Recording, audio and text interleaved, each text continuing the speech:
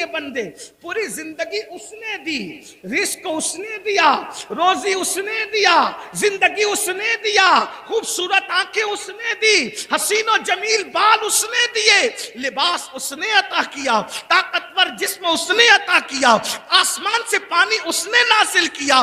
بتاؤ تو صحیح، یہ پیار کرنے والے ماں باپ اس نے عطا کیے. مسلمانوں تھوڑی دیر ذرا سوچو، اگر دنیا میں انصاف موجود ہے، اگر دنیا میں وفا موجود ہے، آپ سے پوچھتا ہوں ایک گلاس پانی اگر کوئی ہمیں پلا دے، ہم تھینک یو کہہ کر اس کا شکریہ ادا کرتے ہیں. روح افزا کا ایک گلاس شربت اگر کوئی ہمیں پیش کر دے، ہم اس کا شکریہ ادا کرتے ہیں. کوئی نوکری 5-10 ہزار کی دلا دے، اس کا شکریہ ادا کرتے ہیں. مسلمانوں میں کوئی تقریر نہیں کر رہا ہوں، لیکن آپ سے صرف توجہ چاہتا ہوں، دل کا درد ہے. ارے نادان انسان، اگر دنیا میں وفا موجود ہے، آواز دو وفا کو. ایک گلاس پانی پلانے والے کا شکریہ، ایک گلاس شربت پلانے والے کا شکریہ، جس نے تمہارا رشتہ کسی کے گھر میں جڑوا دیا اس کا شکریہ، جس نے 5-10 ہزار کی نوکری لگا دی اس کا شکریہ. اور وہ اللہ، سبحان اللہ سبحان اللہ، بے شک، زندہ باد زندہ باد. وہ اللہ جس نے پانی پیدا کیا، واہ واہ، آسمان سے پانی اتارا. اگر اللہ پانی نہ اتارتا تو کیا کسی کا باپ تمہیں گلاس بھر کے پانی دے سکتا تھا؟ نہیں. اور پھر سنو، جس کے دل میں گلاس بھر کر پانی دینے کی توفیق ہوئی، وہ توفیق کس نے ڈالی؟ اگر اللہ وہ توفیق نہ ڈالتا، سبحان، واہ واہ، تو وہ پانی دینے کی بجائے تمہارے ہاتھ سے پانی چھین لیتا. جی جی. آج مسلمان یہ کہہ رہا ہے ہم فلسطین میں کاٹے جا رہے ہیں اور یوپی میں ستائے جا رہے ہیں اور افغانستان میں یہ کی. میں نے کہا جو قوم اپنے اللہ سے غداری کرے، جی، میرے جملے تلخ ہوں تو معاف کرنا، جو قوم اپنے اللہ سے، بھئی وفا بھی کوئی چیز ہوتی ہے. بے شک بے شک. جملوں کو تلخ سمجھ کر کے ناراض مت ہونا. کتے سے تو وفا سیکھنی ہوتی، کتے سے. کتا تمہارے معاشرے میں گالی سمجھا جاتا ہے، کتے کو اس کا مالک صرف ایک روٹی دیتا ہے، ایک روٹی. کتے کو اس کا مالک ایک روٹی دیتا ہے، وہ رات بھر اس لیے جگتا ہے کہ میں میرے مالک کے گھر کی رکھوالی کروں. کتا ہے نا، کتا اسٹیج پہ کتا بولو تو بھی لوگوں کے کان پر گرا گزرتا ہے، اچھا نہیں لگتا، لیکن کیا کریں، مجبور ہیں. دل کا درد دیکھو، تقریر کے لیے کچھ اصول ہوتے ہیں، دل کے درد کو بیان کرنے کے لیے کوئی اصول نہیں. یہ تو بس نکلتا ہی رہتا ہے. اور میں کوئی خطیب مقرر نہیں کہ میں سجا کر کوئی تقریر کروں، لیکن ایک بات کہتا ہوں، میری قوم کے جوانوں بتاؤ، کتے کو روٹی اس کا مالک دیتا ہے، کوئی یہ وفا کرتا ہے کہ رات بھر؟ ایک بات یاد، اگر اس کی برادری کے کتے 4-6 مل کر آ جائیں، اٹھ کے ان کے ساتھ نہیں جاتا، رات بھر جگ کر بیٹھا رہتا ہے پہرا دینے کے لیے. حد ہے، حیرت ہے. کتا ایک جانور ہے، حقیر جانور، ذلیل جانور، ایک روٹی پہ اتنی وفا کی اپنے مالک سے. ہمیں تو سب اللہ نے دیا ہے. بے شک، سبحان اللہ. کوئی ایک چیز مجھے بتاؤ جو اللہ نے نہ دی ہو. اہل منبر سے لے کے زمین پہ بیٹھے ہوئے تک مجھے ایک چیز بتاؤ جو اللہ نے نہ دی ہو. کون سی چیزیں بتاؤ؟ ہمارے پیر کی چپل سے لے کر سر کی ٹوپی تک واسطہ کوئی بنا دیا اللہ نے. بے شک بے شک، سبحان اللہ سبحان اللہ. بہت اچھا، زندہ باد زندہ باد. کھانا کھانے سے لے کے ہضم کرنے تک کس کی قدرت ہے؟ سوچو، غور کرو. اگر اللہ اس منہ کے اندر کوئی مرض، اللہ نہ کرے، اللہ کسی میرے نبی کے امتی کو وہ دن دکھائے، منہ میں کوئی مرض پیدا ہو جائے، ارب پتی خرب پتی ہو کر بھی ایک لقمہ چبانے کی اوقات ہے؟ نہیں. جو لقمہ چبا رہے ہو کس کی طاقت ہے؟ میرے اللہ کی طاقت. اگر اللہ تمہیں اندھا کر دے، اللہ نہ کرے میرے حضور کے کوئی امتی اندھا ہو، اللہ نہ کرے آپ کو اللہ کبھی وہ دن دکھائے، لیکن میں صرف بات کرنے کے، اگر کوئی اندھا ہو جائے، بتاؤ زندگی کیا ہوگی؟ اتنی بڑی بلڈنگ ہے، لمبی لمبی کاریں ہیں، قیمتی کپڑے ہیں، ہو گیا اندھا، کیا انجام ہوگا بتاؤ؟ یہ جو آنکھوں سے دیکھ رہے ہو کس کی دی ہوئی قوت ہے، کس کی طاقت ہے بتاؤ؟ اللہ نہ کرے بیوی پیار دینے کی بجائے بغاوت پہ اتر آئے، کیا کر لو گے؟ یہ جو بیوی کو اللہ نے وفادار کس نے؟ اللہ نے بنایا نا وفادار۔ بیوی کے دل میں پیار کس نے پیدا کیا؟ اللہ نے۔ اولاد کے دل میں پیار کس نے پیدا کیا؟ اللہ نے۔ اور ماں باپ کے دل میں پیار کس نے پیدا کیا؟ اللہ نے۔ جو لوگ ہمیں عزت سے ملتے ہیں کس نے بھی ماحول بنایا؟ اللہ نے۔ اگر کوئی آپ کی تکریم کرتا ہے کس نے یہ توفیق دی؟ اللہ نے۔ سب تو اسی کا دیا ہوا ہے۔ اللہ اکبر۔ حق تو یہ ہے اگر محمد الرسول اللہ کا کلمہ پڑھتے ہو وہ بھی اللہ کی توفیق کے بغیر ممکن نہیں ہے۔ اگر میرا اللہ توفیق نہ دے تو نبی کا سگا چچا ابو لہب بھی کلمہ نہ پڑھ سکے، ابو جہل پڑوس میں رہ کے کلمہ نہ پڑھ سکے۔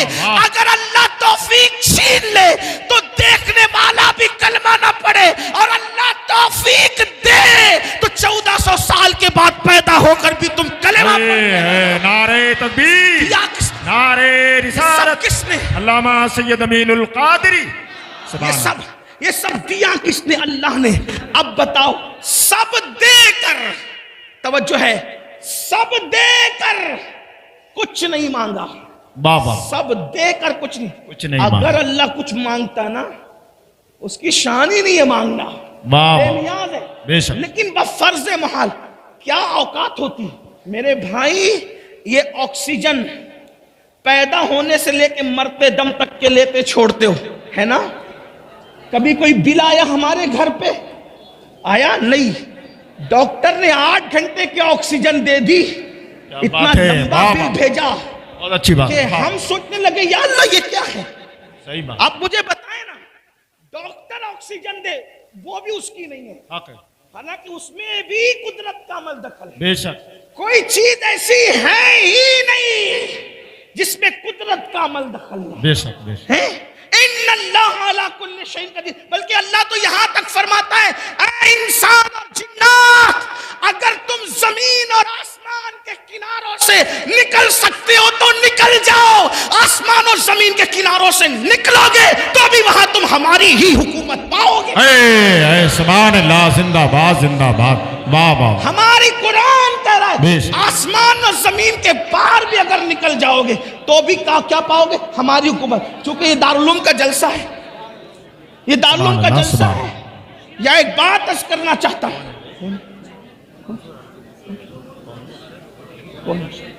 اگر زمین اور آسمان کے کناروں سے اے جن و انس نکل سکتے ہو تو نکل جاؤ، تم وہاں بھی ہماری حکومت پاؤ گے۔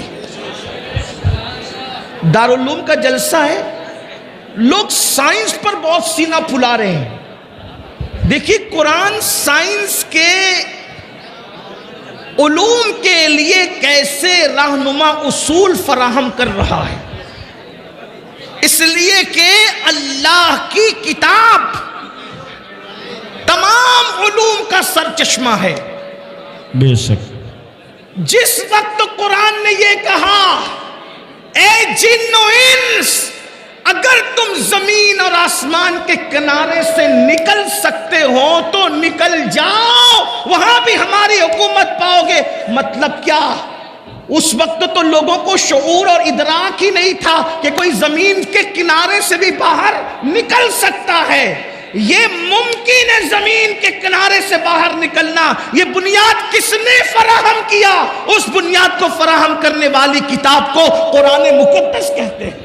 سبحان اللہ۔ اور پھر یہ بھی بتا دیا جہاں جاؤ گے وہاں کوئی اور نہیں، اللہ ہی کی حکومت پاؤ گے۔ اس کا مطلب یہ کہ اللہ کی حکومت اور حکمرانی سے تم کہیں باہر نہیں جا سکتے، اس کی حکومت ہر جگہ ہے۔ تو عرض یہ کر رہا تھا اللہ نے قوت دی، اللہ نے طاقت دی، اللہ نے دیکھنے کی قوت دی، سننے کی قوت دی، کھانے کی قوت دی، پینے کی، ہر نعمت تو اللہ نے دی ہے۔ اس کی نعمت کا شمار نہیں کر سکتے، اس کی نعمتوں کو گن نہیں سکتے۔ اللہ اکبر۔ میرے میرے عزیز میرے بھائی، ایسی نعمت جس پر کبھی آپ نے توجہ بھی نہیں کی ہوگی. یہ آنکھیں بار بار جو ہے پلکیں بند ہوتی ہے کھلتی ہے، بند ہوتی ہے کھلتی ہے. کیوں یہ نعمت کیوں ملی؟ آخر پلک کے بالوں کا کام کیا ہے؟ لیکن ذرا سا اس کو کاٹ کر کے کوئی دیکھے، اگر یہ پلک کے بال بار بار کھلنا اور بند کرنے کا نظام نہ ہو تو ہماری آنکھوں کا انجام کیا ہوگا؟ ہماری آنکھوں کی کیفیت کیا ہوگی؟ گویا کہ سیکورٹی گارڈ کے طور پر اللہ نے ان پلک کے بالوں کو پیدا کیا ہے. یہ نعمت کس کی دی ہوئی؟ اللہ کی. اور آپ کتنی سادگی سے کہہ دیتے ہو مولانا نماز کے لیے ٹائم نہیں ہے. وہ اللہ جس نے سب دیا میرے بھائی، ہر نعمت دیا میرے بھائی، اس اللہ کے لیے ٹائم نہیں. اور پھر ایک وقت کی نماز کے لیے صرف 10 منٹ کا ٹائم ہے. 10 منٹ بس، اس سے زیادہ نہیں. اب 5 وقت کی نماز پڑھو گے تو 50 منٹ کا ٹائم لگے گا. پھر بھی وقت نہیں نکالتے، پھر بھی ٹائم نہیں نکالتے. تو یاد رکھنا، اگر نہیں نکالو گے نا اللہ کے لیے ٹائم تو پھر اللہ کا عذاب ہے.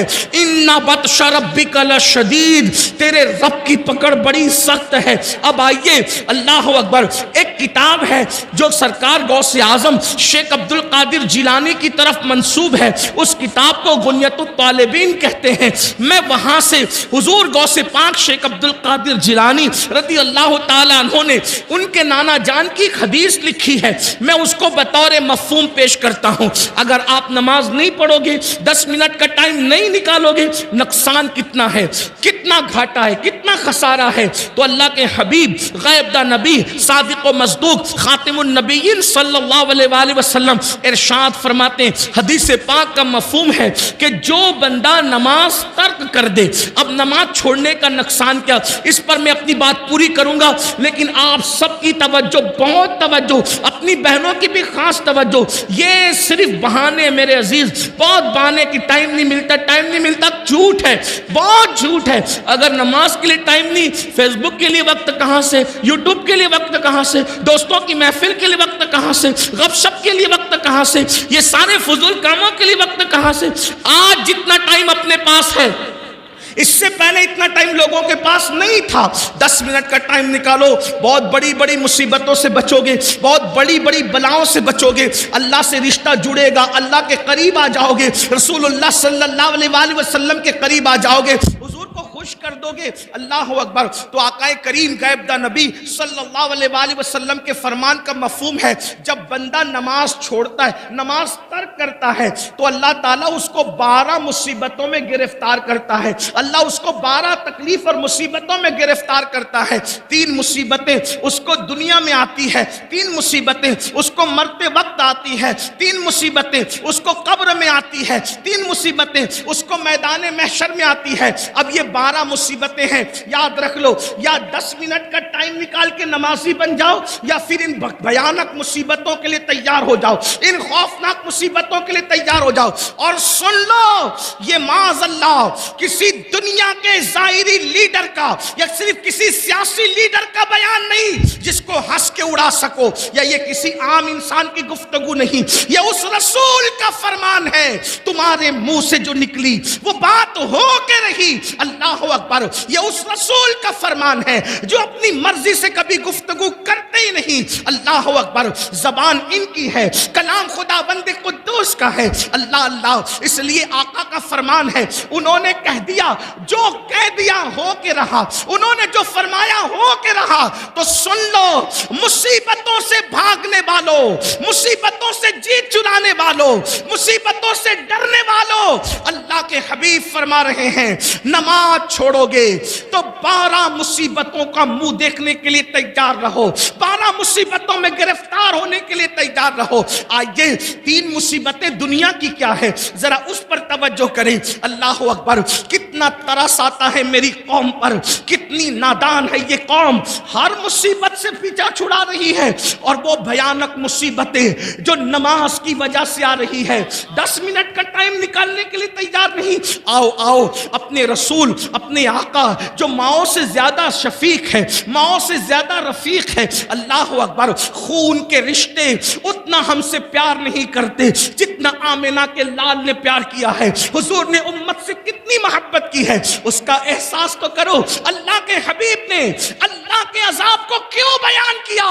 تاکہ سن لو، ہوشیار ہو جاؤ، اپنے آپ کو اللہ کے عذاب سے بچاؤ، ورنہ سن لو، اچھی طرح سن لو، کسی انسان میں اتنی طاقت نہیں ہے کہ اللہ کے عذاب کو برداشت کر سکے۔ واللہ سارے زمین اور آسمان مل کر اللہ کے عذاب کو اٹھانے کی طاقت نہیں رکھتے۔ واہ واہ، یہ نازک سا وجود جو پسو، کھٹمل اور چونٹی کے کاٹنے پر بھی بے چین اور بے قرار ہو جاتا ہے، اللہ کا وہ عذاب کیسے برداشت کر سکو گے جو زمین اور آسمان برداشت نہیں کر سکتے؟ ایک بزرگ بہت روتے تھے، کسی نے پوچھا رونے کی وجہ کیا؟ فرماتے ہیں اگر اللہ مجھے گرم پانی کے عذاب سے ڈراتا تو بھی مجھے رونا ہی تھا، اللہ نے مجھے گرم پانی کے عذاب سے نہیں ڈرایا بلکہ اللہ نے مجھے جہنم کے عذاب سے ڈرایا۔ جہنم کے عذاب کے بارے میں قرآن کہتا ہے القاریہ ما القاریہ، جہنم کے عذاب کے بارے میں قرآن کہتا ہے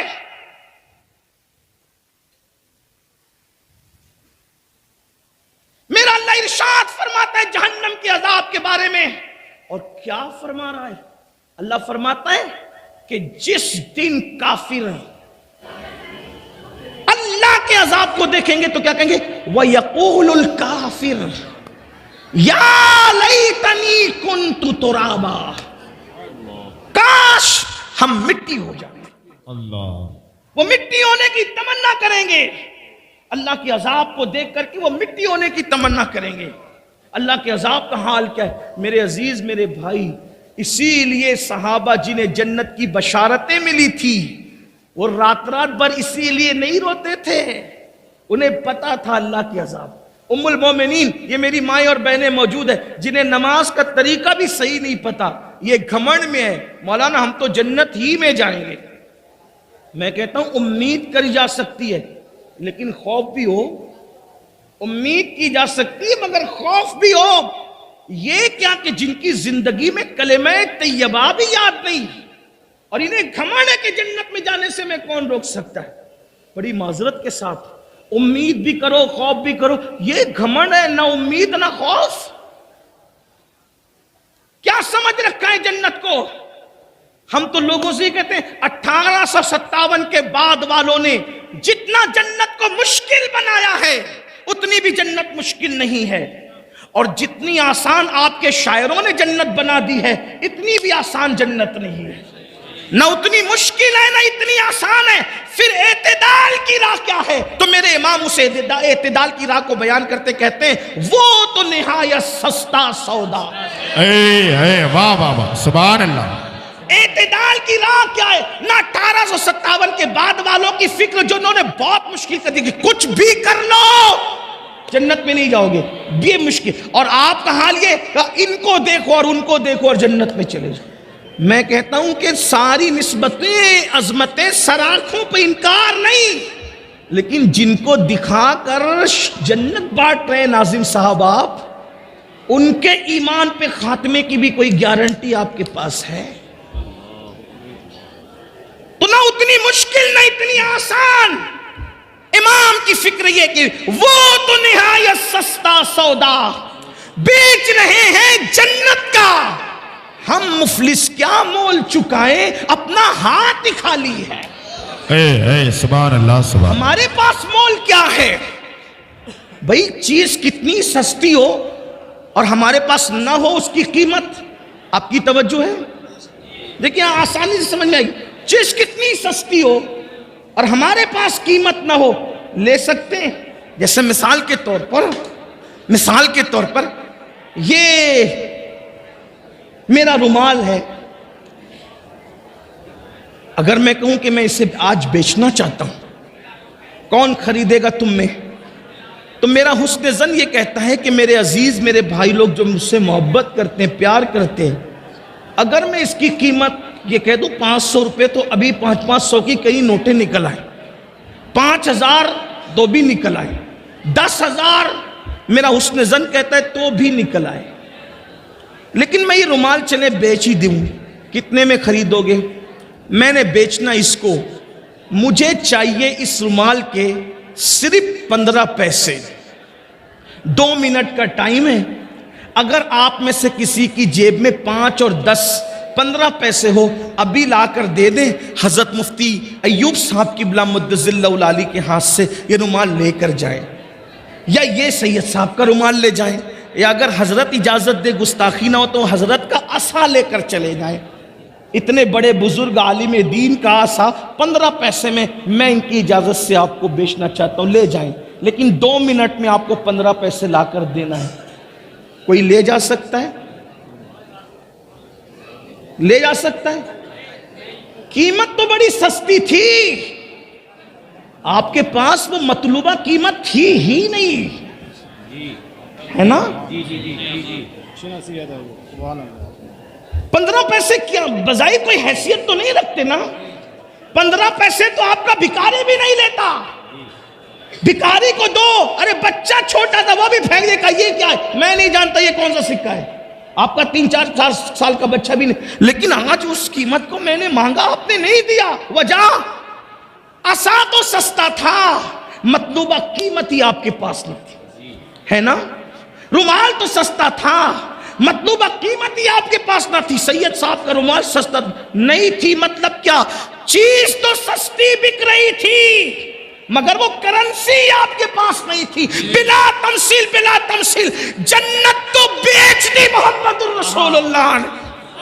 مالک جنت نے تو اعلان کر دیا, بلکہ یوں شان سے اعلان کیا جس کو بریلی سے آواز آ رہی ہے, حضور تاج الشریعہ کی شکل میں کہتے جہاں بانی عطا کر دے, بھری جنت ہبا کر دے.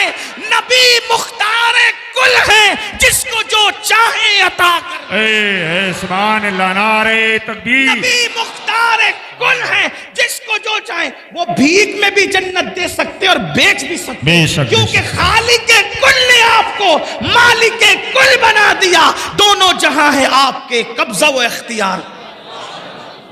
سستے سودے میں جنت بکی نہ, لیکن آپ کے پاس ہے کیا؟